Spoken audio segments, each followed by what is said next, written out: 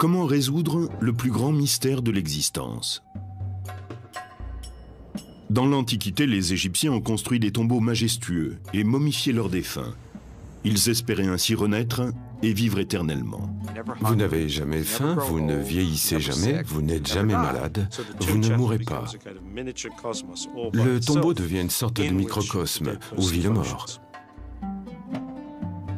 La religion des pharaons a disparu depuis longtemps. Elle a été remplacée par le judaïsme, le christianisme et l'islam. Mais la croyance qu'une vie meilleure nous attend après la mort demeure toujours.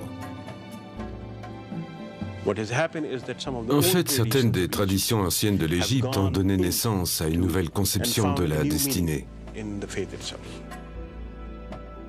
Mort et renaissance le long du Nil. Nous allons nous rendre en Égypte, la terre des pharaons.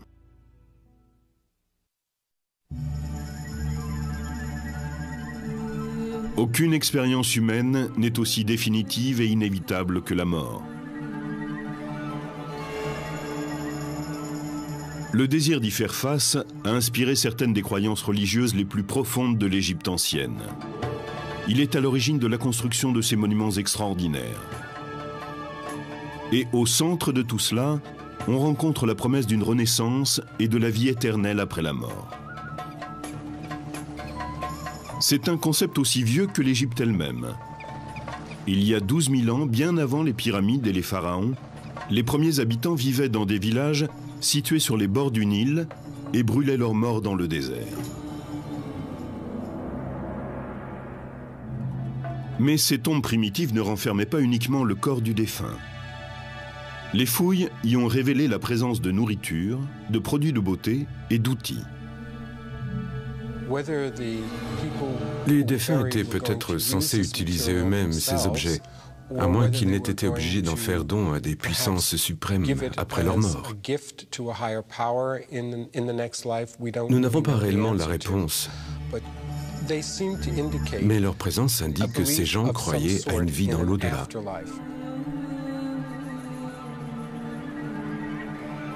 Avec les tombes des premiers Égyptiens, le sable chaud du désert séchait naturellement le corps et lui évitait de pourrir. Mais les premiers rois, vers 29 avant Jésus-Christ, veulent que leur tombe résiste au temps. Et bientôt, la mastaba remplace la simple fosse creusée dans le désert.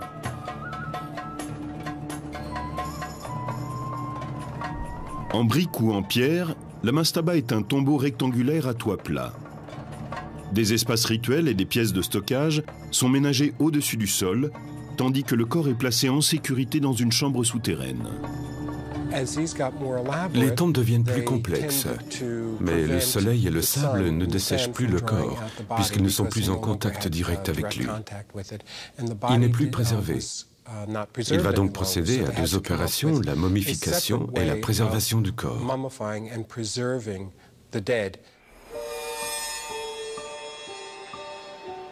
Peu à peu, les Égyptiens apprennent à reproduire le processus de dessèchement du corps par les conditions désertiques. On extrayait de ce lac un sel, le natron, et on s'en servait pour assécher le corps et éviter qu'il pourrisse. En général, l'opération prenait 40 jours. Puis le corps était enveloppé dans un vêtement. Pour les Égyptiens, le cœur est le siège de la connaissance et de l'intelligence. Les embaumeurs le laissent donc à l'intérieur du corps. Le cerveau, par contre, est considéré comme moins important. Il doit donc être extrait. L'opération est facilitée par un outil spécifique. Ils introduisaient un crochet dans la cavité crânienne, en passant par une narine. Ensuite, ils le faisaient tourner pour réduire le cerveau à une sorte de mousse qu'il ressortait par cette narine. Leur puissance grandissante et les progrès dans la momification des corps poussent les rois égyptiens à construire des tombes plus vastes, comme la fameuse pyramide à degrés du pharaon Djoser. Elle a été construite 26 siècles avant Jésus-Christ. C'est le premier grand édifice en pierre que l'on connaisse.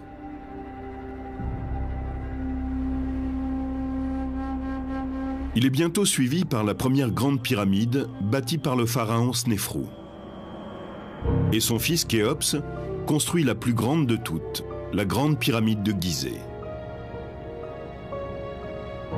Comme les premières sépultures du désert, ces tombes majestueuses contiennent le corps préservé du défunt et des quantités de provisions et d'objets.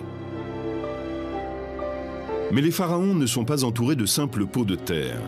Ils ont avec eux des trésors royaux et des objets en or d'une valeur incommensurable.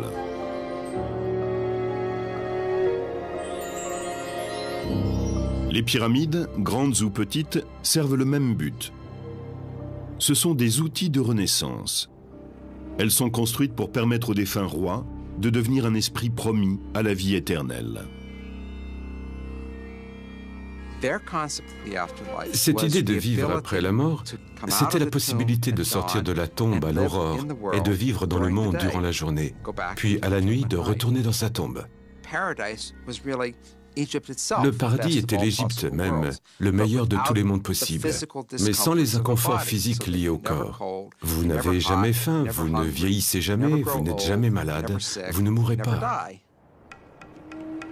Pour les Égyptiens, le processus de la Renaissance reflétait l'ordre du cosmos, et plus précisément le cycle du Soleil.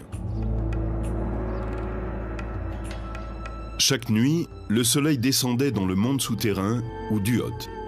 Là, le dieu Osiris dispensait son pouvoir régénérateur, et le soleil pouvait renaître au matin. Dans la tombe, la chambre funéraire où est placé le sarcophage et la momie est le duot. C'est un duot individuel, celui de la personne enterrée là.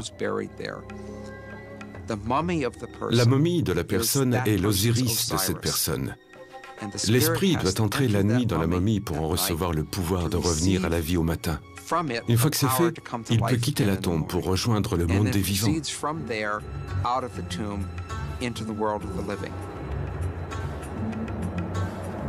Les Égyptiens croyaient que l'esprit, quand il renaissait, avait besoin d'une nourriture quotidienne sous la forme d'offrandes et de prières des vivants. Chaque tombe pyramidale possédait son temple funéraire, où l'on apportait les offrandes et où l'on récitait les incantations. Ces complexes funéraires sont restés des modèles pendant des milliers d'années dans les périodes de l'Ancien Empire et du Moyen Empire. Mais la pyramide funéraire, avec ses réserves de richesse, a été abandonnée avec le développement du Nouvel Empire, vers 1550 avant Jésus-Christ. Bien sûr, les premières tombes pyramidales étaient sans arrêt dévalisées, et à l'époque du Nouvel Empire, on était très au fait de ces pillages. Pour déjouer les pratiques des pilleurs de tombes, les pharaons du Nouveau Royaume réorganisent leurs complexes funéraires. À présent, le temple où se déroulent les rituels doit être séparé du tombeau même.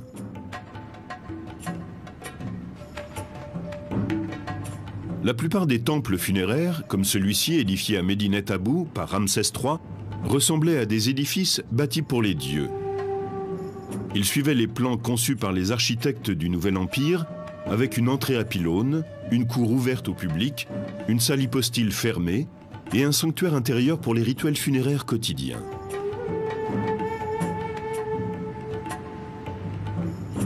La seule variante à ce modèle est le temple construit par Hatshepsut, la puissante reine pharaon qui monte sur le trône vers 1470 avant Jésus-Christ.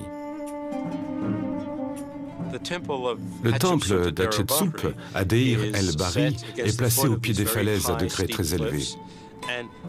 Il est construit comme s'il faisait partie de la montagne. Il s'élève en une série de terrasses, plutôt que de s'étendre horizontalement comme le font la plupart des temples égyptiens.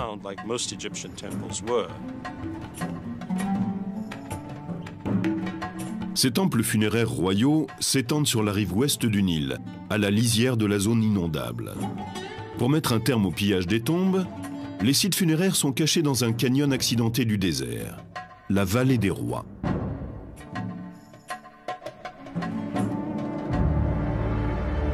Ces tombeaux du Nouvel Empire sont taillés dans la pierre même. Aucune pyramide ou monument quelconque ne marque leur emplacement.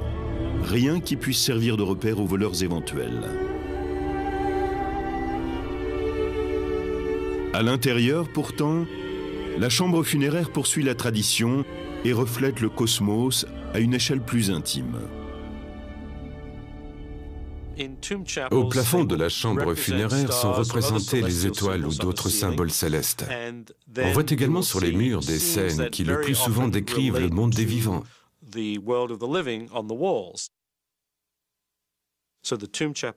tombeau devient une sorte de microcosme où vit le mort. Les tombes sont une métaphore du cosmos et aussi du mécanisme de la naissance. La chambre funéraire est une matrice et le couloir qui y mène est le passage pour en sortir et venir au monde.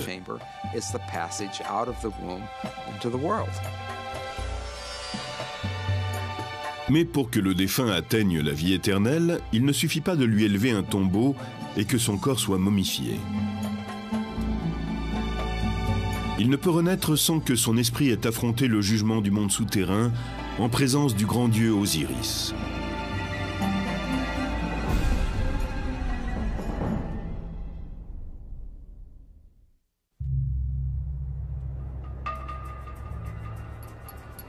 Pendant près de 20 siècles, les pharaons n'ont reculé devant aucune dépense pour construire leurs monuments funéraires.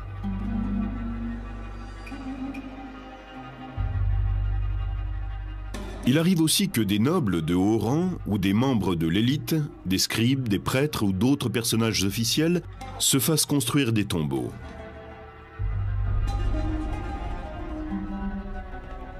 Certaines traditions funéraires très répandues pourraient remonter à un pharaon de l'ancien royaume, Unas, mort vers 2300 avant Jésus-Christ. Dans les ruines de sa pyramide, on peut admirer les murs couverts de hiéroglyphes de la chambre funéraire. Les textes incluent des formules magiques qui doivent protéger et guider l'esprit dans l'au-delà. Un verset décrit les fonctions divines qui seront assumées par le pharaon Unas quand il renaîtra en tant qu'esprit devenu Dieu. Il comptera les cœurs, il réclamera les cœurs. Celui qui désire vivre, vivra. Celui qui désire mourir, mourra.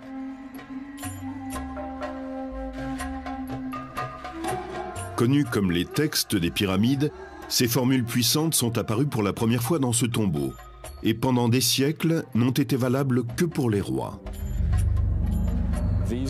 Vers le Moyen Empire, ces textes deviennent les textes des sarcophages, car ils ne sont plus gravés sur les murs des pyramides. Ils sont inscrits sur les côtés des cercueils en bois, destinés à la noblesse. Au cours du Nouvel Empire, les textes deviennent le livre des morts. Ils sont inscrits sur des papyrus et placés avec le corps dans le tombeau. C'est une démocratisation. Les formules magiques autrefois réservées aux nobles de la plus haute extraction se répandent parmi le peuple, qui peut maintenant y avoir accès.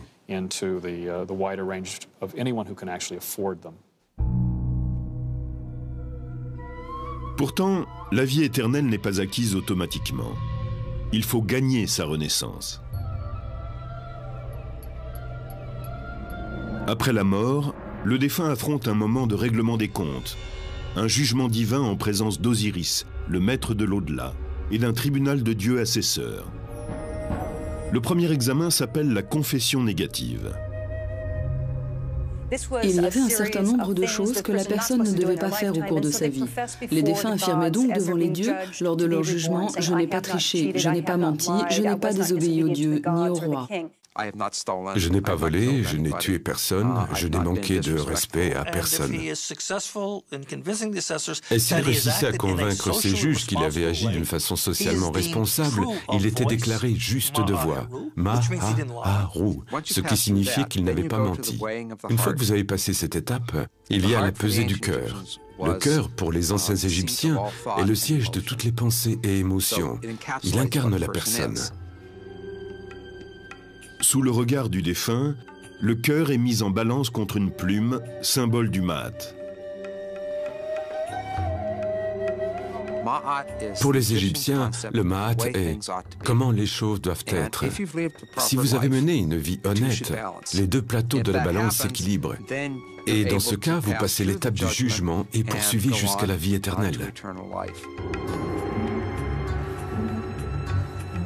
Mais si le cœur n'est pas en équilibre avec la plume, c'est la preuve que le défunt n'a pas mené une vie honnête. Et le cœur est jeté à une créature redoutable, Amenet, le dévoreur.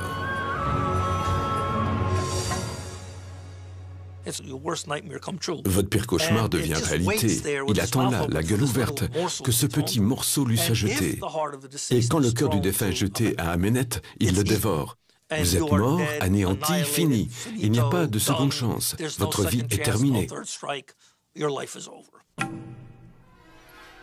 Pour certains Égyptiens, la perspective d'être jugés après la mort leur servait de guide moral pendant leur vie. Vous devez montrer que vous avez vécu d'une façon qui fait de vous un membre honorable de la société. Ce n'est pas un jugement religieux, c'est un jugement social. Le défunt, qui a été récompensé par la vie éternelle, est considéré comme un élément du cosmos. Il fait partie des esprits bienheureux dont la présence peut être ressentie par les vivants.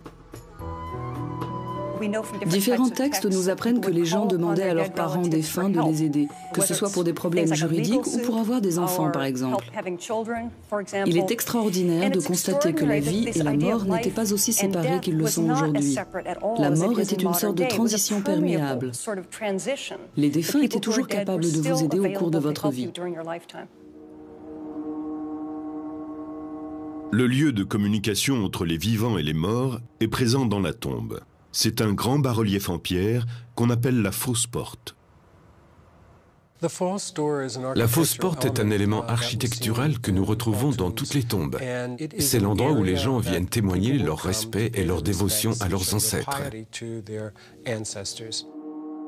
Elle est considérée comme la porte qui relie le monde des défunts à celui des vivants. Ce n'est pas une vraie porte. Elle est sculptée dans une roche dure ou dans de la pierre, et les vivants ne peuvent pas y passer.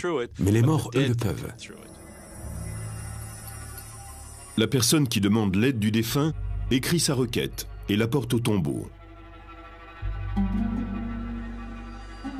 Le message est placé devant la fausse porte avec une offrande de nourriture sur un autel formé d'une plaque de pierre.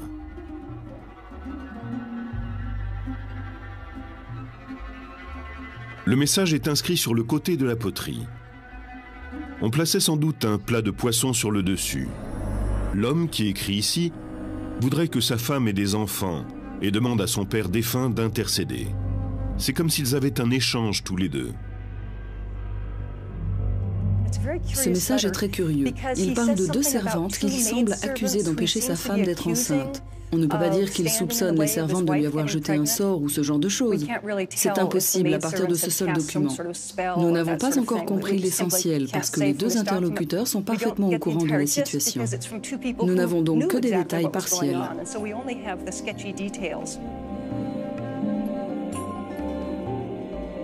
Pour les Égyptiens de l'Antiquité, il semble parfaitement normal de communiquer avec un ancêtre défunt. Pourtant, un texte ancien fait allusion à une époque où les Égyptiens perdent la foi dans leurs traditions ancestrales et commencent à considérer l'au-delà avec une certaine suspicion.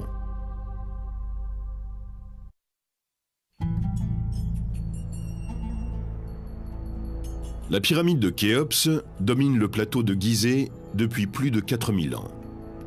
À moins d'un gigantesque cataclysme, elle est là pour l'éternité. Tout comme le désirait le pharaon.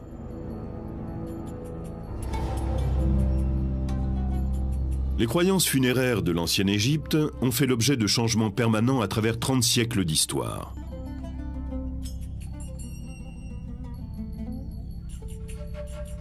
Certains rituels anciens ont connu une brève popularité avant d'être complètement abandonnés. Ces fouilles ont permis de découvrir un nombre extraordinaire de tombes, datant de 2900 ans avant Jésus-Christ. En tout, il y avait ici 500 squelettes. Ceux de membres de la cour qui auraient été tués afin qu'ils rejoignent leur maître dans la mort. Cette coutume a brusquement cessé peu après son apparition.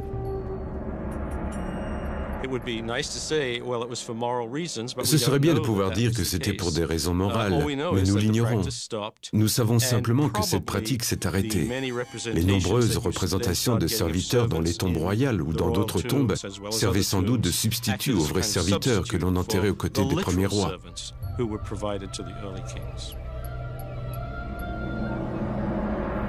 Une autre pratique funéraire a changé au cours des siècles. Ce sont les représentations du défunt sur les tombeaux des momies. Avec le temps, elles se généralisent et finissent par ne plus avoir aucune ressemblance avec la personne défunte. La raison pour laquelle il ne s'agissait pas de montrer la personne à un certain moment de sa vie, ce que doit être un portrait, c'est que cela va à l'encontre de l'idée de l'au-delà. Pour les Égyptiens, le temps était éternel. Au cours de l'époque gréco-romaine, les expressions changent. Les momies portent des masques sculptés, au visage comme hanté. Les images funéraires peut-être les plus saisissantes apparaissent au cours des époques romaines et chrétiennes. Elles sont connues comme les portraits du Fayoum, le nom de la région dans laquelle on a retrouvé de nombreux exemples. Au cours de la période du Fayoum, les portraits étaient peints du vivant de la personne. Ils étaient parfois accrochés dans sa maison et à son décès, ils étaient placés devant le tombeau de la momie.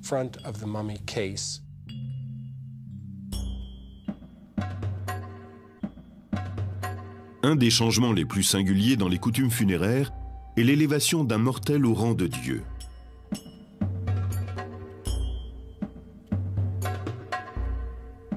Imhotep, conseiller du pharaon Djoser, gagne une réputation de grande sagesse en bâtissant sa pyramide à degrés vers 2600 ans avant Jésus-Christ.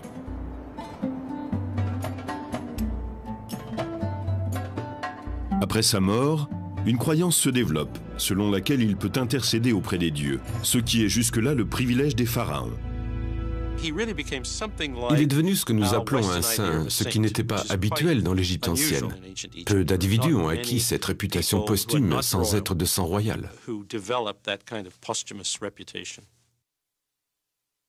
Au cours du Nouvel Empire, 10 siècles plus tard, Imhotep est considéré comme une déité, le fils du dieu Ptah.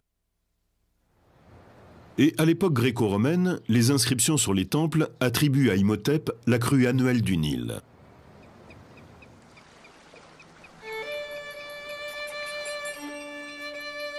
Le renom d'Imhotep se répand dans toute l'Égypte, et il survit bien après la disparition des pharaons. Un dessin de la Renaissance le présente comme un alchimiste. C'est encore à l'époque un personnage respecté pour son savoir et sa puissance. Face à une telle glorification, il semble que la controverse ait eu peu de place dans la religion pharaonique. Et puis est arrivé le moment où des questions sont nées, où l'existence de l'au-delà a commencé à être mise en doute. On en trouve la meilleure preuve dans la tradition des fêtes qui se tiennent dans la chambre funéraire qui abrite le tombeau du défunt.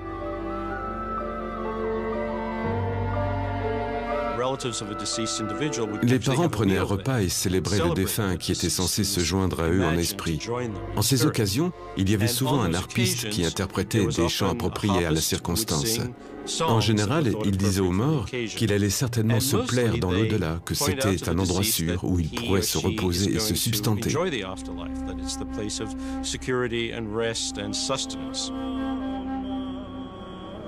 Pourtant, le texte d'un chant célèbre, inscrit sur la tombe du pharaon Imhotep, nous enseigne autre chose.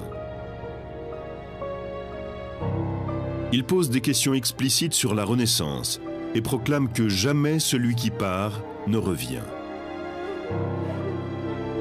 Le harpiste célèbre le grand Imhotep, mais note que malgré sa notoriété, sa tombe a disparu, car elle n'était plus honorée et ne recevait plus d'offrandes. C'est assez inhabituel parce que cela pose la question de savoir s'il y a vraiment une vie après la mort. Ce chant rappelle que les hommes les plus célèbres, ceux que l'on connaît à travers les écrits, ont eu de magnifiques tombeaux, que leurs cryptes étaient remplies d'offrandes, mais qu'aujourd'hui personne ne sait plus où ils se trouvent. La plupart des spécialistes pense que ces idées sont nées au cours de périodes d'instabilité politique. Mais même à des époques prospères, les ruines de temples funéraires, comme le suggère le harpiste, étaient déjà chose courante.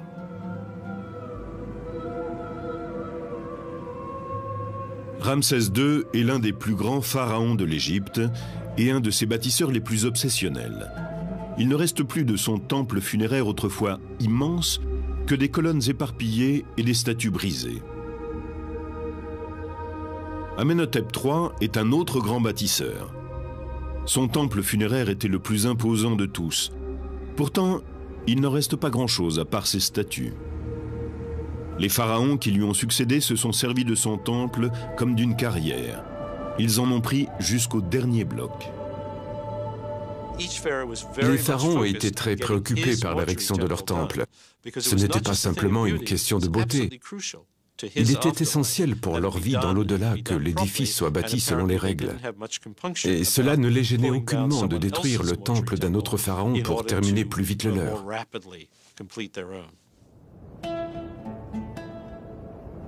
Avec ses formes multiples et ses nombreuses innovations, la religion des pharaons est à l'origine d'une civilisation extraordinaire.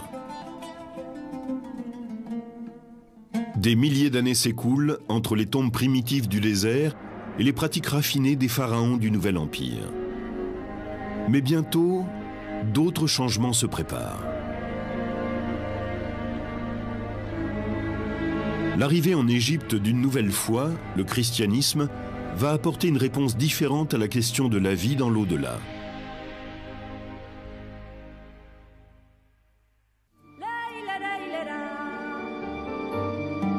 Peu de sociétés ont été aussi déterminées à déjouer la mort que les anciens Égyptiens. Pendant 30 siècles, leur richesse, leur travail, leur art et leur foi ont servi à l'accomplissement de la vie éternelle. Leurs temples funéraires témoignent de cette passion. Mais les dernières formes religieuses proposent d'autres explications au mystère de la mort. Au cours des premiers siècles suivant la crucifixion de Jésus, le christianisme commence à se répandre en Égypte, en même temps que de nouvelles conceptions de l'au-delà.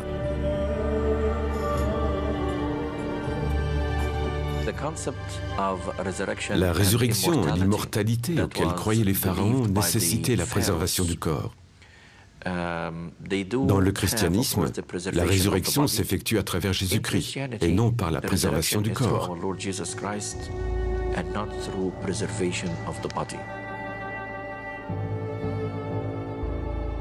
Ce sont ces croyances qui distinguent le christianisme d'Égypte, l'Église copte, de l'ancienne religion des pharaons. Et au cours des siècles, les anciennes coutumes se sont mêlées aux nouvelles. Athanase, un évêque du IVe siècle, personnage important de la première église chrétienne d'Égypte, a laissé des témoignages sur ces pratiques hybrides. Dans la vie d'Antoine, Anastase décrit les coutumes des chrétiens d'Égypte.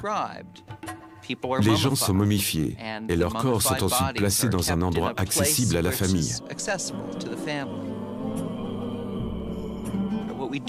Ce que nous ignorons, c'est à quel point leur rituel était élaboré, ce que les prières disaient et ce que ces fidèles croyaient. Le personnage de ce tombeau tient une crosse. C'est un symbole qui appartient à la fois à la tradition chrétienne et à la tradition pharaonique, et qui apparaît dans la pratique funéraire copte. Certaines pierres tombales présentent une crosse stylisée, la crux ansata, qui descend tout droit de l'anké égyptienne, symbole de vie.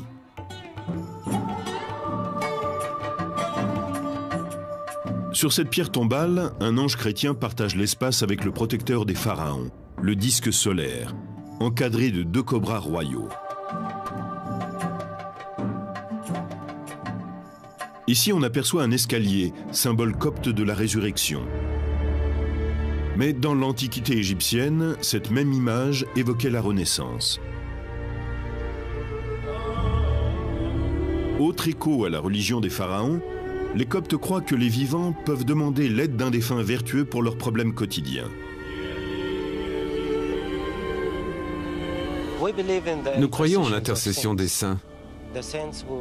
Les saints qui sont montés au ciel et les fidèles qui vivent encore sur la terre sont reliés. Nous croyons que nous pouvons leur demander de prier pour nous, car ils sont maintenant plus proches de Dieu. Mais il n'est pas certain que ces plantes, ces prières, tout ce que nous demandons soit accompli. Les saints présentent notre requête, et si elle est conforme à sa volonté, alors Dieu l'accomplit. Sinon, les saints n'ont fait que remplir leur rôle. Comme les Égyptiens de l'Antiquité, les chrétiens coptes écrivent leurs demandes d'intervention divine. Certains écrivent de petits mots qu'ils glissent ensuite dans le cadre des icônes. Et même si cela n'est pas indiqué dans la tradition, c'est certainement la continuation de l'idée que l'on peut demander aux saints ou à ceux qui ont une communication particulière avec la divinité d'intercéder.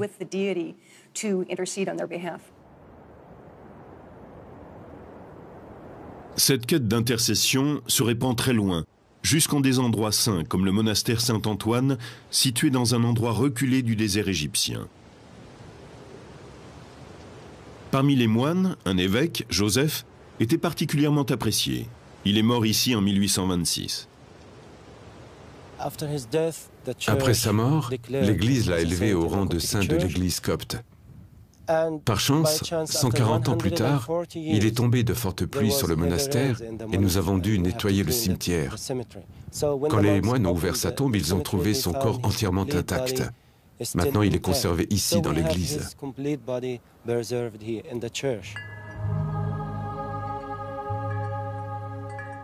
Les visiteurs de ce sanctuaire laissent souvent des petits mots personnels pour demander à Saint Joseph d'intercéder en leur faveur. Certains écrivent leurs secrets, leurs problèmes. Le prêtre est le seul qui puisse les lire.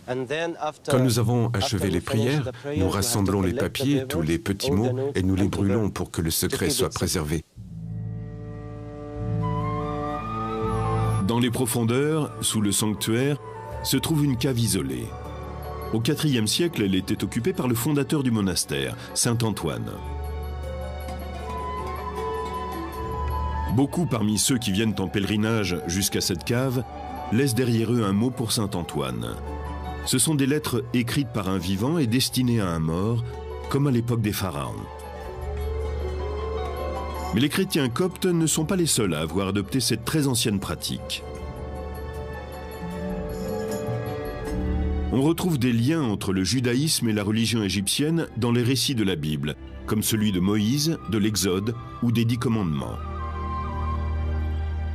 Pourtant, l'intercession des morts n'est pas une coutume observée par les Juifs, en tout cas pas officiellement.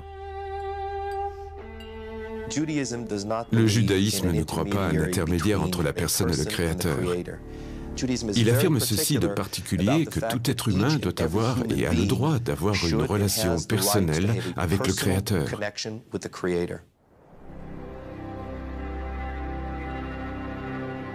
Pourtant, en Égypte, le tombeau ne représente qu'une étape intermédiaire. Dès sa mort ici en 1885, Abou Katzera a été considéré par la population comme un saint juif. Après sa mort, il est devenu un intercesseur, qu'on dit capable de guérir les gens de maladies. Il est particulièrement respecté et vénéré pour son talent à secourir les femmes atteintes de stérilité. Une fois par an, les Juifs du Moyen-Orient et d'Europe se rassemblent sur la tombe d'Abou Katzera. Ils célèbrent sa mémoire et lui demandent de les aider depuis sa tombe.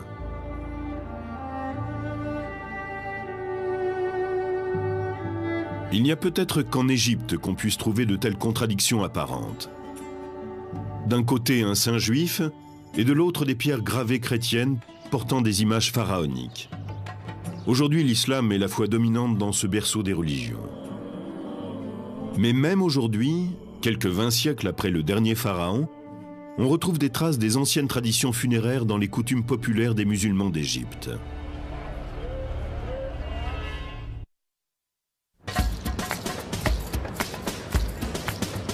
Le Caire appartient au monde des vivants. Cette ville animée compte 16 millions d'habitants, soit un quart de la population égyptienne. Le grouillement de ces existences emplit l'air jour et nuit de son vacarme. Mais à l'est du Caire, on découvre une autre communauté. Connue sous le nom de Cité des Morts, cet endroit a été pendant des siècles le cimetière islamique du Caire. Ici, les dirigeants musulmans se sont fait construire des tombes majestueuses, plus belles que tout ce qui avait été édifié depuis les pharaons. Mais si ce n'est leur taille et le coût de leur construction, rien ne les relie aux tombeaux de l'ancienne Égypte. Au temps des pharaons, la tombe était la demeure éternelle de l'esprit du défunt.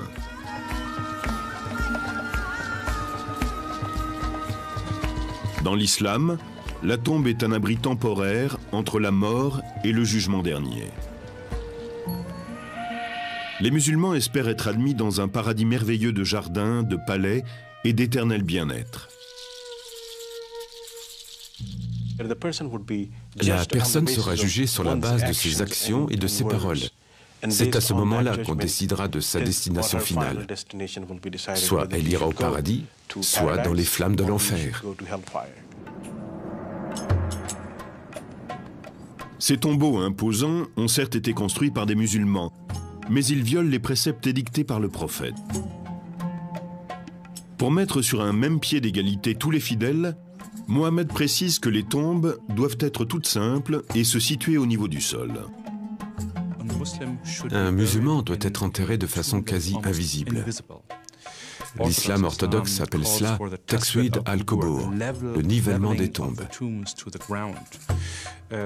Le prophète interdit explicitement la construction d'un édifice quelconque au-dessus du tombeau.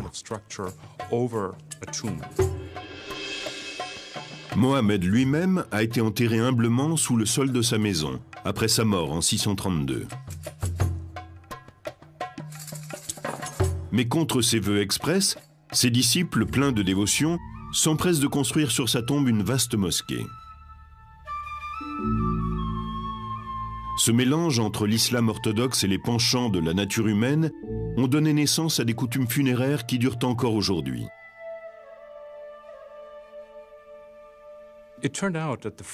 Les règles de l'islam orthodoxe sont très strictes et les fidèles ont eu du mal à les suivre.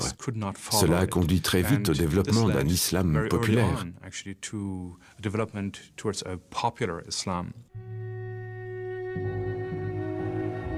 On peut observer cette fusion entre la foi orthodoxe et la foi populaire dans les pierres tombales sculptées qui apparaissent vers le 8e siècle. C'est une violation du précepte qui veut que la tombe reste au niveau du sol. Dans un souci de piété, on inscrit sur ces pierres des versets coraniques. Ils sont souvent considérés comme un mihrab, le sanctuaire ornementé qui, dans une mosquée, indique la direction de la Mecque. Entre les XIIe et XVe siècles, sous les sultans mamelouks, la construction de tombes islamiques atteint son apogée.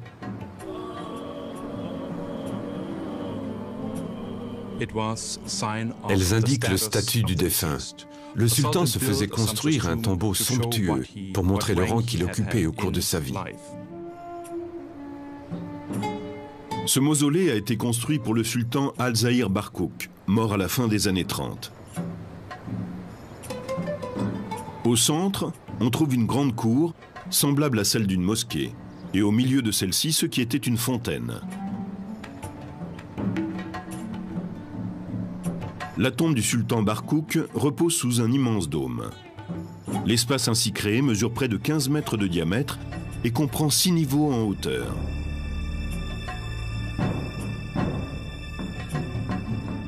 Pour sanctifier l'endroit, de nombreux sultans ont construit dans leur tombeau un sanctuaire ou mihrab. Barkouk est enterré au pied du mihrab, avec à ses côtés son fils. Mais le complexe funéraire de Barkouk est plus qu'un simple tombeau. Il comprend des espaces de vie, aujourd'hui en ruine. Ils étaient destinés aux soufis, des fidèles connus pour leur dévotion et leur mysticisme. Les soufis ne se contentaient pas d'observer les rituels. Ils récitaient aussi le Coran en permanence pour remplir le tombeau de la récitation de versets pieux et ainsi aider le défunt au cours de la période intermédiaire entre la mort et la résurrection.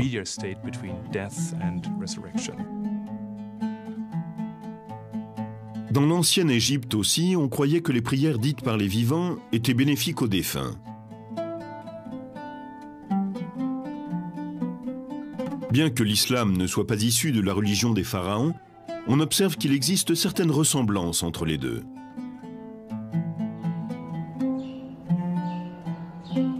Ce tombeau, construit par le sultan Al-Ashraf Kelbey, rivalise en splendeur avec ceux des pharaons.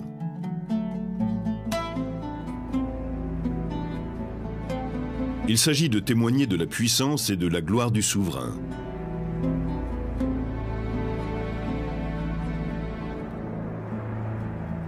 Celui-ci observait l'interdiction faite par le Coran de représenter l'homme. On a donc utilisé, comme dans une mosquée, des versets coraniques et des motifs géométriques pour orner l'édifice. Parmi ces motifs, l'étoile à 6 branches. Pour un regard contemporain, cela peut surprendre dans une construction islamique. L'étoile apparaît sur de nombreux monuments. Certaines ont 5 branches, d'autres 6. La présence de l'étoile dans le judaïsme est un phénomène assez récent.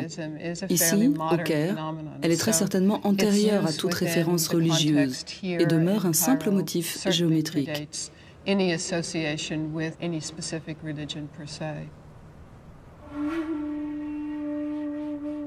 Les versets coraniques inscrits dans les tombeaux musulmans pourraient être des réminiscences des textes des pyramides gravés dans les chambres funéraires des pharaons. Il est important pourtant de noter que l'utilisation de ces textes par les musulmans s'est développée à cause de l'interdiction de représenter les humains, et non en référence à une coutume antique. De par leur taille, les tombeaux des sultans mamelouks sont plus proches des monuments funéraires des pharaons que des modestes tombes exigées par Mohammed. Malgré leur splendeur, ces tombeaux répondent à un précepte islamique.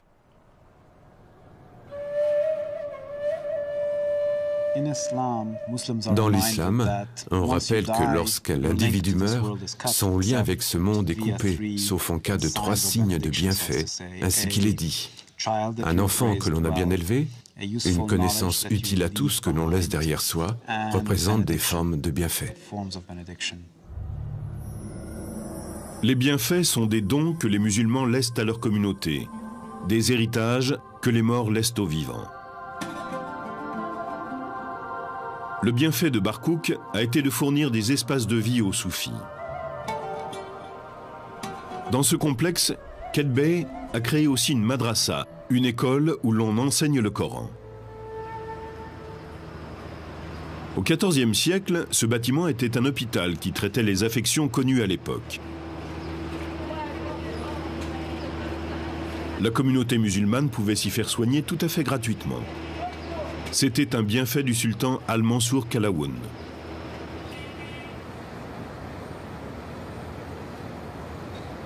Il est une autre croyance que l'on retrouve dans la foi populaire musulmane et dans la religion égyptienne antique. C'est la vénération des saints. Et le plus révéré de tous est peut-être l'imam Al-Shaafi, enterré à l'intérieur de ce mausolée. Al-Shaafi compte parmi les théologiens les plus respectés de l'islam. Il a fondé une des 4 écoles de pensée orthodoxes. Mort en 820, il a été enterré dans une tombe au niveau du sol, selon les préceptes. Le mausolée a été construit des siècles plus tard. Dans une pratique qui rappelle les coutumes antiques et le christianisme copte, les musulmans laissent des petits mots et des lettres dans la chambre funéraire de l'imam, en espérant qu'il plaidera leur cas devant Dieu. Les questions évoquées dans ces lettres sont des problèmes de tous les jours, ceux de tout à chacun. Des problèmes matrimoniaux, des problèmes de santé.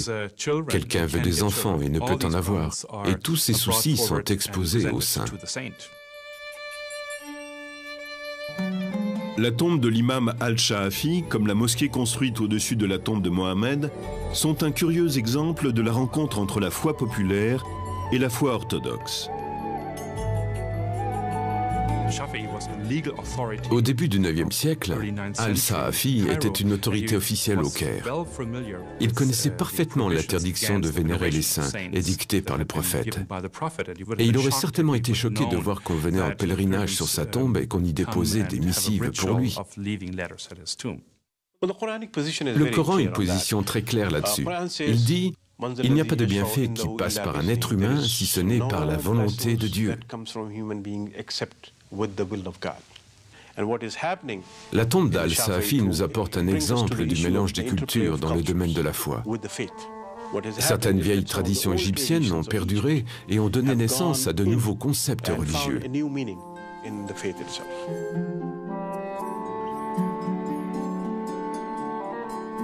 Les pharaons ont disparu depuis bien longtemps, mais certaines de leurs coutumes sont encore observées aujourd'hui.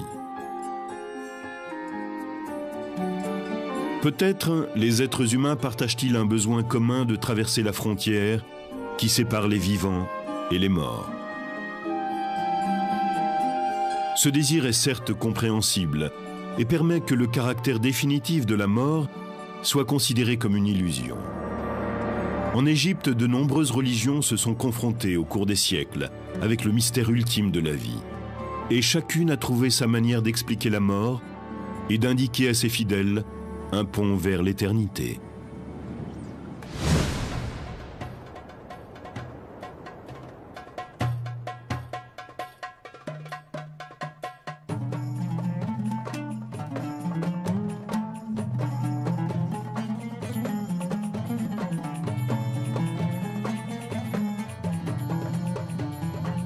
We call them love spells. Actually, they're mainly sex spells. Love has little to do with it.